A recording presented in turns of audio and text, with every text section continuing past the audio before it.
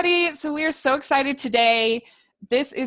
Everybody who's been following the podcast knows how much I've enjoyed Christmas Perfection this year. And this is just perfection itself because I have two of the actors of Christmas Perfection here to talk to us on the podcast. And this is the Hallmarkies podcast. I'm Rachel, and this is going to be so much fun. I have with me James Henri-Thomas and Robbie Silverman here, who are two of the leads in Christmas Perfection. And thank you so much, gentlemen, for coming on the podcast. That's all right. Thanks for having us. Yeah. Yeah. So I just thought it would be fun at first to get each of you to introduce yourself and to let us know what inspired you to become an actor. So let's start with Robbie. I'm Robbie Silverman. I played Tom in Christmas Perfection. How I kind of became an actor was I had graduated University of San Diego with a business degree.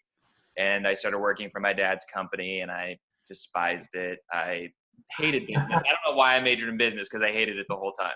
Yeah. So basically, I started doing some print work, some commercials and stuff like that. But I had acted when I was younger a little. I just didn't think it was ever something that I could really pursue as a career. And then I just kind of got thrown into it. And once I did, I was like, oh yeah, I remember how much I love this. So just kind of dove right back in and then took it seriously. And it's been what I've been doing for 7 years. So. Wow. That's great. What about you, James? Well, I'm James Henri-Thomas. I played Brandon. And yeah, I guess since I was a kid, I just had tunnel vision and just wanted to be an actor ever since I was about 5 years old. And there were no other kind of options really in my mind about what I was going to go on to do and to be. I mean, it's not always like been as simple as that. Working as an actor is, it can be tricky, and sometimes the jobs can be few and far between. When you're trying to establish yourself. Yeah. Actually, there was like a period kind of last year where I was thinking about, giving up and doing some kind of business job that Robbie hates. And I was like writing to different companies in London trying to get, like a proper job, quote unquote. And then all of a sudden I got a role in this theatre thing, and that led on to my first small role in a feature film, and then that led on to Christmas Perfection, and now the ball's kind of rolling again. So all right. Yeah. Hopefully. I've talked to enough actors that being a working actor is tough. It's not a glamorous gig. It's a lot of work. So I admire you guys for doing that. Yeah. For sure. So what was it like being in this movie, Christmas Perfection? You were shooting in Ireland. And so what was that like? I mean, that was the most awesome part. It was just like, it felt like, it didn't really feel like work. It just kind of felt like a vacation where we got to do like something that we all really like enjoyed doing. I mean, sometimes it was freezing and I don't do well in the cold, but so cold. You filmed it in January? February, okay. Right? Yeah. We started late January. We finished February, but yes. So. Well, see, I appreciate that though, because so many of these Christmas movies are filmed in Vancouver in July, and you can usually totally tell. Right. It's really fake. So I appreciate you. It added to the perfection of the Christmas Village that it looked real. We didn't have to act freezing cold in this one. We had to do the opposite. Yeah. I was like, you were glad to be wearing the Christmas sweaters instead of these poor people in Vancouver getting heat stroke. They saved our lives. Yeah, very good. And James, so you had to do an American accent. Was that challenging? No, not really. I mean, it's just I just grew up watching American TV, and you know, I grew up watching Friends and The Simpsons and watching all those classic Disney films.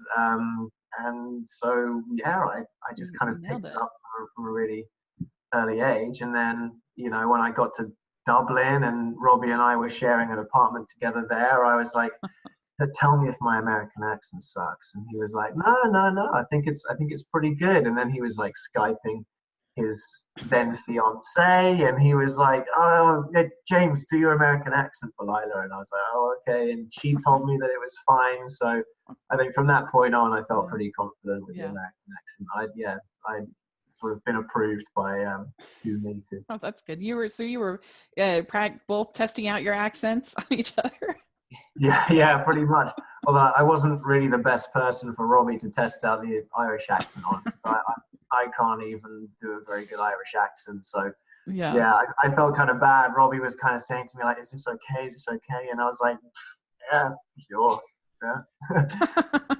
Yeah, I mean, I think that in a way, because this is her fantasy, like I think the Irish accent is, I don't know, more for, like, you needed to have the American accent more down because that's who he really is. Whereas like the Irish accent, I was, I guess, more forgiving on. Like, you did great, but like I was more forgiving on it because this is her fantasy. Irish world. Not real. It's not real Ireland.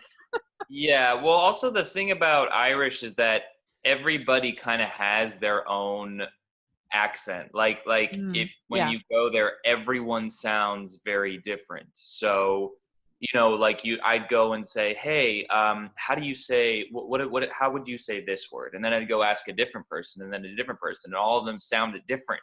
So, you know, I just kind of, also the trick is you don't want to, there's, you know, north and south, and like, you don't want to go into the melodic, like high, sort of thing. So, you know, kind of like a leprechaun, and it gets a little, stereotypical. A little cloying. Exactly. Very good. So my question for you guys is, what would be your perfect Christmas, and how long do you think it'd take you to get sick of it? Oh man, Robbie, you go first. I have no idea. What would my perfect Christmas be? I mean, I like, not to sound cheesy, but just, you know, I just enjoy like being with family, and like kind of like Darcy, I guess, getting to eat, I don't know about waffles, but like some kind of like muffins and cookies. I think that would be like my breakfast of choice. And go to a movie. Gotta go to a movie. Yeah. A lot of family time though, you know. And if it's my perfect Christmas, I guess, you know, open up some good presents every day, right? That would be awesome. Yeah. And then how long would I take to get sick of it? If I'm doing it every day, I mean, that's what makes Christmas special, is that it's like once a year. So probably pretty fast. Day 3, I'd say. I could tell you, as somebody who's been podcasting about Christmas movies and watching since October, you get. I mean, right? I couldn't imagine. Maybe that's why I related to this movie so much, is because I feel like I've been living in Christmas perfection for 3 months. But yeah, I don't know. What elements would you want, James? Do you have any idea? Yeah, I mean, like, similar to Robbie, without trying to sound cheesy, but I mean, Christmas is always pretty perfect to me when it comes around each year. It's just, you know, it's just chilling out with family, and I think the food is my favorite thing about Christmas. So it's, you know, loads of turkey, loads of potatoes, loads of bacon, loads of this, loads of that. I really like Brussels sprouts, which is kind of, it's like not really like a sort of popular thing. Like, do you have Brussels sprouts, right? Yeah, we have. I've had them at restaurants be good, but I've never made them good. I think like it's kind of trendy to hate Brussels sprouts, but I really like them. So yeah, just all the food and stuff, and then just kind of slip into a massive food coma at about 3 p.m. or something. Just want to sleep on the couch. But yeah, just being around family and stuff. And yeah, I think I'd probably get tired of it. Maybe like, you know, I could get to about a week before I started getting sick of that. Yeah. I think mine wouldn't be an Irish Christmas. Mine would be a Hawaii Christmas. Oh, yeah? And I'd have my family all there. Like it would be like a Christmas vacation, but it would be like, if I'm talking true perfection, I could go to the beach, and then, because there's nothing in the world I love more than going to the beach. And there's this in the North Shore in Hawaii, there's this bakery called Ted's Bakery that's insanely yummy. We could go there. And no, I would never get sick of it. And I have to say, I am the kind of person that could do the same thing every day and never get tired of it. I'm just like, that's my way my brain works. Like, I do not crave variety. So I need structure. But I could eat. Like, I love Italian food. That's my favorite. And I do love Thanksgiving food, but I could eat that every day. I'd be fine. So I'm just a funny. Italian food at Christmas, that doesn't sound right. It wouldn't sit right with me. Right. It would be a little wacky, but it could work. But I don't know. So it's a funny thought. But I think what I liked was, I think, added a layer to this that I thought was really smart is it just a Groundhog Day of her having the perfect Christmas, but it's literally her perfect versions of the people in her life. And except for Brandon, that's how you know that they're supposed to be there, because he's the only one that there's no perfect version in the village of her. And I think that's interesting, because it's easy to wish that the people in your life would behave differently. Why do they have to do that? That's so frustrating. And here, like with her friend Carmen, who she loves, but wishes would be a little bit differently sometimes. And here she gets this different version of Carmen, and it turns out this is the imperfect, flawed version, and her parents the same way. I really liked that. I thought that was really interesting, that the things that maybe irritate us the most about the people in our lives are actually maybe some of the most endearing things in the end. I don't know. Yeah, I think that's kind of what really sort of surprised me about this movie when I finally saw it, because when we all got together to make it, Julie Ryan, the producer, was like, look, we're not going to be about the bush here. We are making a really cheesy American Christmas movie, and it's going to be really cheesy, but we're going to have loads of fun doing it, and that's what it's going to be. And then when I saw it, I was like, this isn't as cheesy as I thought it was going to be. It's got like a lot of sensitive moments and some quite kind of serious subject matters and some kind of deeper meanings than a lot of other kind of Christmas TV movies have. And so it was quite kind of sensitive on that level. Yeah, I think so. I don't know. I trust me, I've seen every cheesy Christmas movie, and this one is not even in the running. In that regard. I also do think it's a testament to Caitlin, because she had a lot of work to do in this movie, and she definitely grounded it. Like when you're watching it and when you're in it, it's a little different, but when you get to see it, I was impressed by what she did, because she kind of sets the tone for that. So yeah, I agree, because especially with her parents, like I could see it being so great when if your parents aren't together, and then all of a sudden have this reality of them being together, but also in love and happy and everything like that. But by the end, I thought it was a really sweet moment when she tells them that she misses the real them, it was sweet. And she misses their imperfections. Yeah. Part of her perfect day would be your favorite? The food, the carriage ride, the dancing, the snowman making, the sweaters. What part would be your favorite?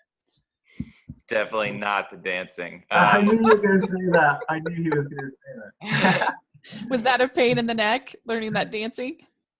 I was just not good at the Irish jig, and so that part was that part. And you're doing this. You're really thrown in at the deep end. I mean, they chucked you on a plane, and then you end up in Dublin, and they're like, right, do this dance.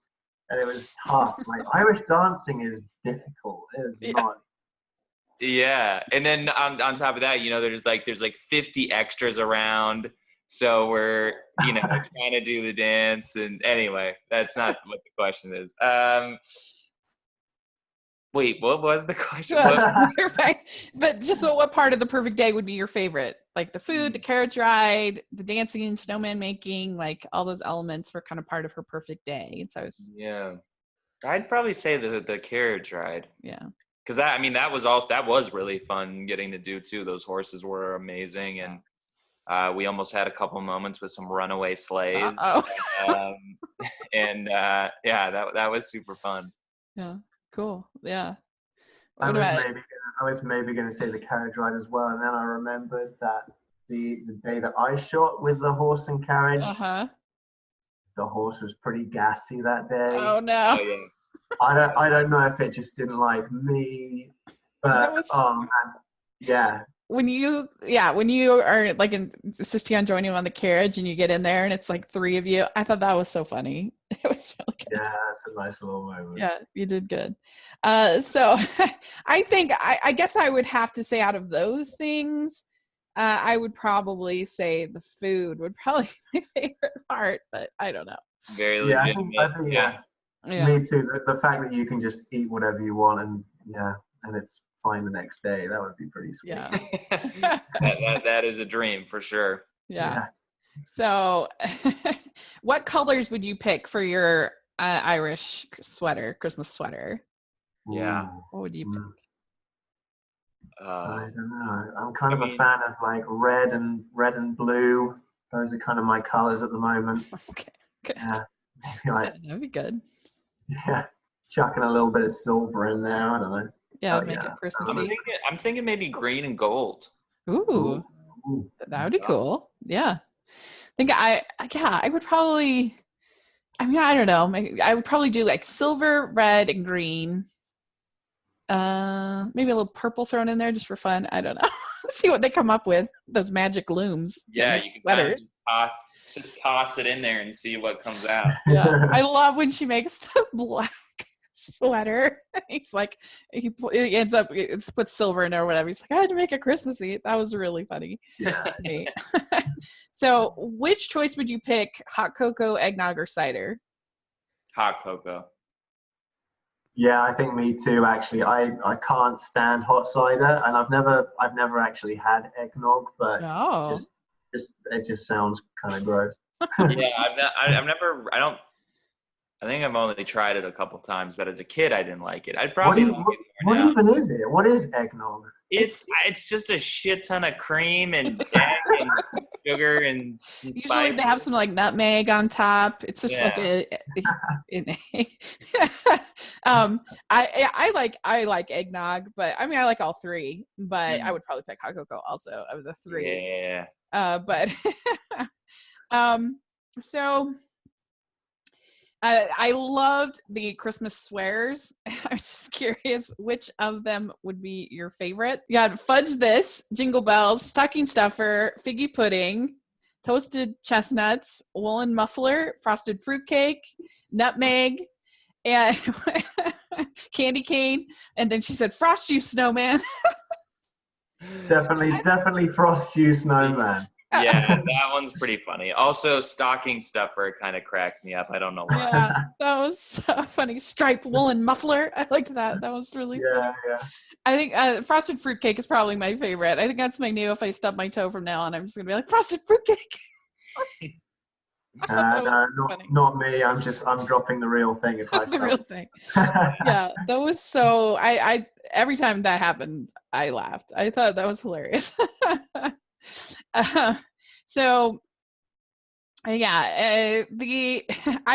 of my favorite lines of the whole movie was when she says, it's not possible to be cheerful 100% of the time.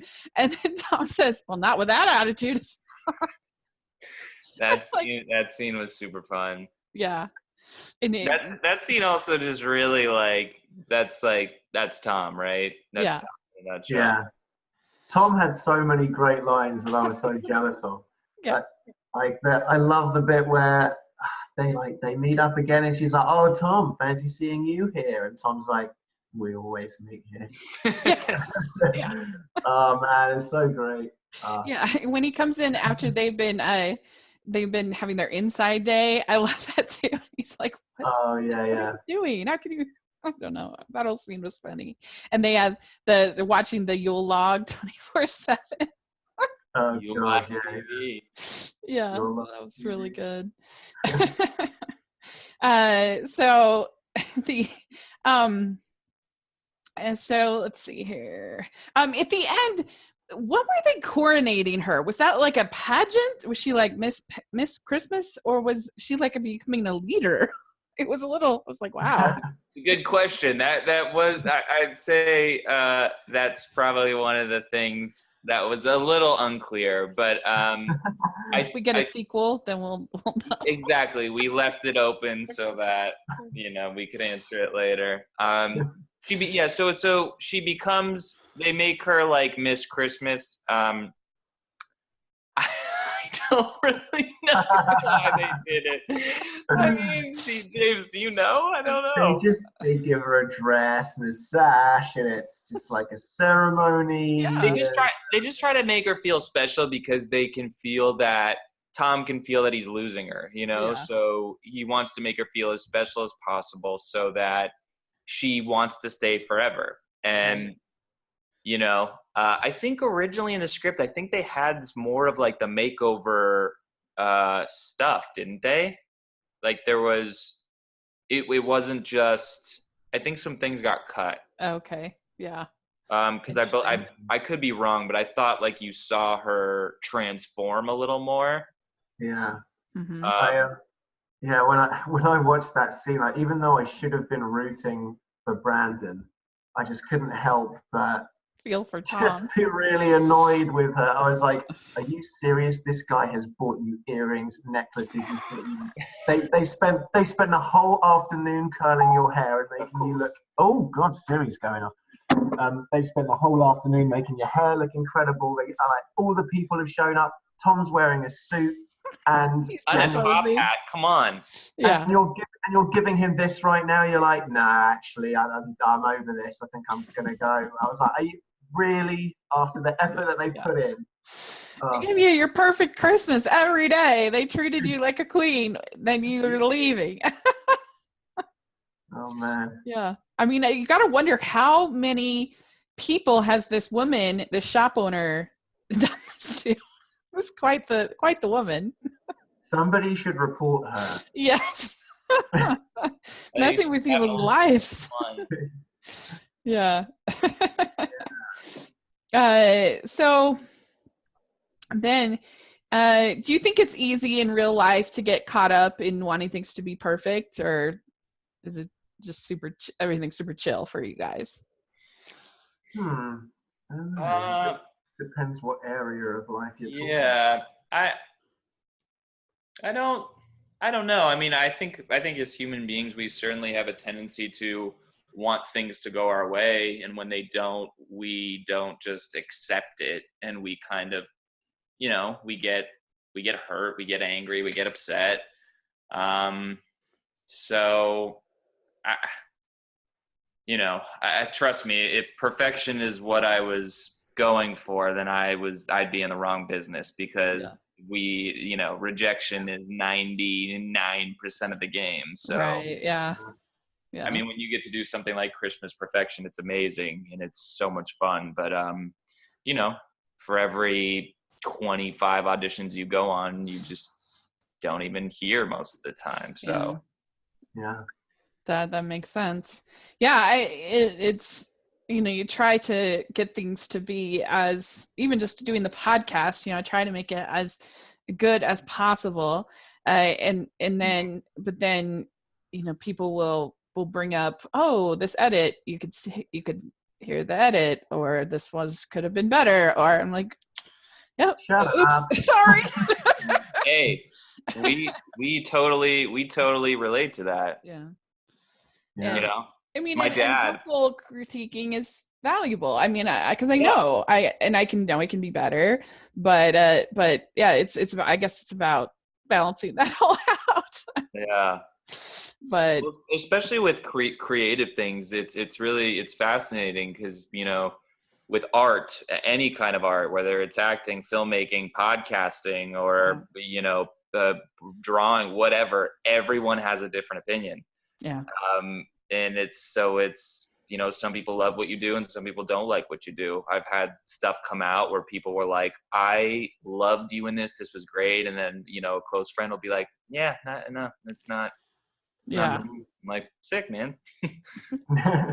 Moving forward. Yeah. Do you think that Tom and Carmen will actually be like a real couple? Like, do you see them getting along? It's a good question. I'm going to say no. I'm going to say that. I would say no as well. I mean, they've been working together already, for some Right. time. I feel like one of them would have made a move by now if they were actually interested. Yeah. I think they would have gone out on a few dates, maybe felt the situation out, and then I don't think it would have worked. Mm-hmm. Sorry to put a downer on things. No. Yeah, I mean, because I feel like, yes, it's good to have differences. Like the whole idea of the puzzle piece, I really loved in this. It was so cute. But I don't know. They might have. I don't know if they're a puzzle piece that matches. I agree with that. Also, because like Tom, like real Tom, he's a real person. He's got his own, he's got his own things, and like. Right. Which we don't really get a glimpse of. That's where the sequel comes in, right? Yes. It's Well, I would love to go into Carmen's Christmas Village. Yeah. Very fun. Right. Or maybe they're like one of those kind of low-key kind of secret office couples who go and make out in the cupboard where they keep the printing cartridges and stuff. Yeah. They do that during lunch break. I could see that. Carmen seems cool like that. I think it would be a very snarky, fun, totally different. Probably have to be on another network, but I think Hi-Fi. That would be great. But I feel like Brandon and oh my gosh, my brain just Darcy. I feel like Brandon and Darcy will be a great couple. And I mean, I don't know if anybody could be so successfully friend zoned as Brandon is at the beginning, but it's such a classic rom-com trope of, the BFF who is obviously in love with the girl, but she doesn't see it. But I love that trope. It's so great. But I think they'll be a great couple. Hopefully there'll be a sequel, like a Red Band sequel. Yeah. Oh no, it'd be like the it'd be like the before movies version of Christmas Perfection. Or secretly, Brandon has his own crazy Chinese Christmas village, and then they're stuck in Asia. Oh my God, yes. Yeah. Brandon and Darcy go to Asia. Let's do that. Would be phenomenal. Yes. This would be great. I could have my Hawaiian version, and you could have your do it. Yeah. Hey, I'm ready. You cast me. So that's funny. What would you bring to the everybody's favorite food Christmas? Ooh.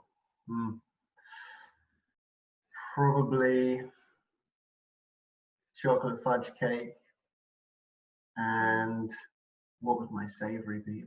Actually, probably just like a ton of cheese, like what Brandon does. Just bring like a load of cheese. I love that at the beginning. He just brings like 50 kinds of cheese.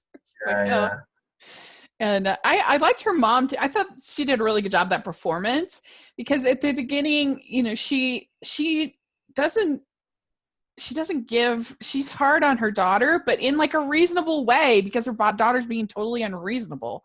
Here she's going to get these pies from the best bakery in town, because she knows that whatever she makes is not going to be good enough for her. So why would you do that? And yet she still gets flack about it. So I totally got her mom's perspective going into this. And then in the and then I liked at the end when they have that little moment where she's like, I know you want to say it. I know you want to say it. Say it. I told you so. I'm like, yeah, She did play well. Norma Sheehan is such a great actor. She's so funny as well in real. Yeah. And yeah, she did such a nice job of that part. And Gary Hetzler, who plays the dad, like I love that character. And again, he was so such funny. A super nice guy in real life. Their chemistry. People. I loved it. Yeah. Well, yeah. What would you pick, Robbie, for your thing to bring to Christmas? So is this like a like favorite food kind of thing, or like the end? There's everybody's favorite food, Christmas. That everybody brings. So what would you bring for Christmas, I guess? I mean, no joke, and this is so American of me, but a burger fries is like, it's just my favorite meal of all time. It's just so good. Do you have a favorite burger restaurant that you like? There's so many in LA. Like there's just so many burgers. It's really tough. It's really tough to pick one. I was actually recently, I've been into Umami Burger. I didn't ever like it before. I've heard of it. But I do like, kind of, they have some like an Asian flair that gets like infused into the burger. And I really love Asian cuisine. That's probably my favorite overall. So yeah. Cool. Yeah. I guess, what would I bring? I mean, I make really good spaghetti and meatballs, so I probably would bring that. That's my favorite food in the whole world. Yeah, that's good. Yeah. But anyway, yeah. So, well, this has been so much fun. Get to talk to you guys about this movie. It just made me happy. I thought it was funny. I thought it was sweet. I did like the sort of overall thought of it, that if you could have people behave the way you wish they could behave, would you like it? And the whole Groundhog Day sort of feel to it was so funny, and I don't know, I just really enjoyed it. And so it's so much fun to get to talk to you guys. It's fun to talk to you as well. I'm glad you enjoyed it. Thank you very much. Thanks. Thanks so much for having us, and thank you for enjoying the movie. So I also have mini Brandon here. He wants to say, no way! He's the guy, the real one. She's ready for the sequel. It kind of looks like Bradley Cooper from A Star Is Born a little bit. Oh, I'll take that. That. Hey. Yeah. Good looking guy. It's Mini Bradley is what it is. Yeah. Yeah. So the digital version of Christmas Perfection, I believe, is coming out today or tomorrow. So this will be this week. This coming out, and I'll have a link in the description section that people can use to go and purchase it. And I think you'll really enjoy watching it with your whole family. You'll get some laughs and find out some new swear words that you can use. And and I'll have a link also in the description section if people want to listen. We actually covered it on 2 podcasts, believe it or not. And I'll put those links down there if you want to hear what we had, me and Amy, and then me and Casey had to say about Christmas Perfection. Check that out. And do you guys have social media that you'd like to share, or anything like that? Follow me on Instagram and Twitter, whatever, James HT, you'll find me. Great. I am at Robbie_Silverman. Great. Well, I'll have that all down below, and check that out. And thanks, you guys, again. This was really fun. Thanks very much. Merry Christmas. Merry Christmas. It was so much fun to get to talk to Robbie and to James. Thank you so much for coming on the podcast, and let us know what you thought of what they had to say, and also what you thought of Christmas Perfection if you got to see it. And that would be great. Let us know on Twitter or in the comments section. And you can follow me at Rachel's Reviews on iTunes and on YouTube. Please check that out. And also make sure you're following the podcast, all over social media. And we're going to have a lot of fun stuff coming up. Christmas is next week, so we are so excited about that. And I hope you all have a very Merry Christmas and a great Christmas weekend. We've got 5 movies on Hallmark this weekend and lots of other fun stuff. So thanks again, and we'll talk to you all later. Bye. Merry Christmas.